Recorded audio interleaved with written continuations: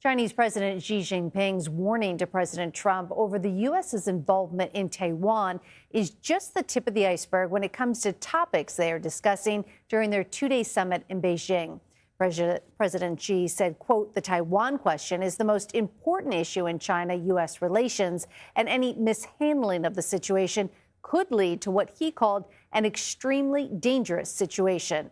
The U.S. conflict with Iran is also a major part of summit discussions. The White House says both sides have agreed the Strait of Hormuz must remain open and that Iran can never have a nuclear weapon.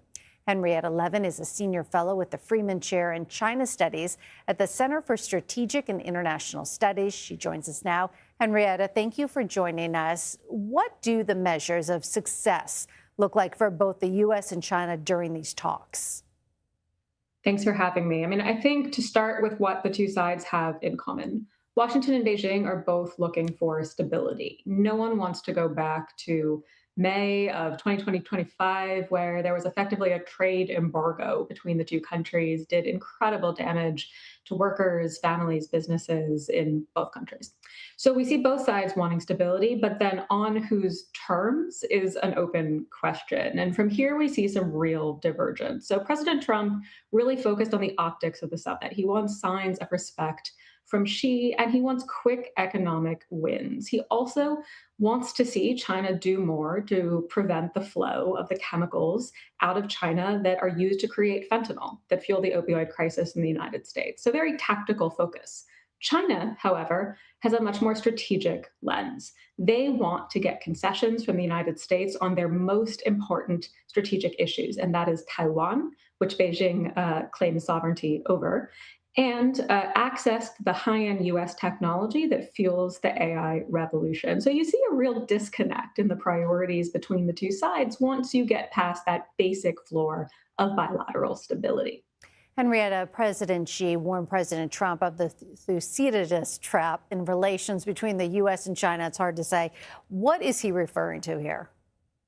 Always thrilled as a international relations grad to hear about the Thucydides trap in high-level summitry. So what this is it's a principle that says when a rising power starts to overtake the current biggest power, the current hegemon, that conflict is very likely. And so when she is saying this, he's effectively saying that U.S. power is falling, China's power is rising, and there's a lot of danger there. And he's calling on the United States to work with China to ensure that they break the historical norm that conflict does not result as China's power continues to grow. But of course, there's a lot of assumptions there, right? She is assuming that American power is falling. And that's kind of a tough sell for him to convince Donald Trump that China is going to overtake the United States and that he should be fine with it.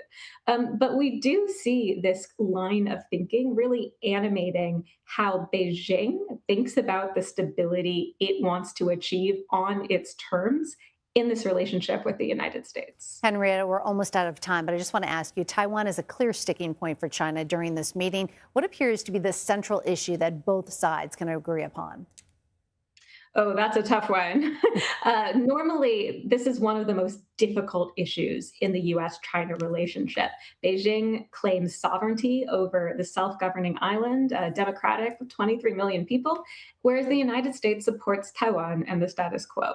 But President Trump has been very flexible on Taiwan issues, much more so than past presidents. And so Xi thinks he may have an opportunity to soften the U.S. posture on Taiwan in the course of this summit. He thinks maybe if China gives the U.S. the soybean purchases that Trump likes to see, he might get some real concessions on Taiwan that would have been difficult in the past. All right. Henrietta Levin, thank you for joining us. Thank you.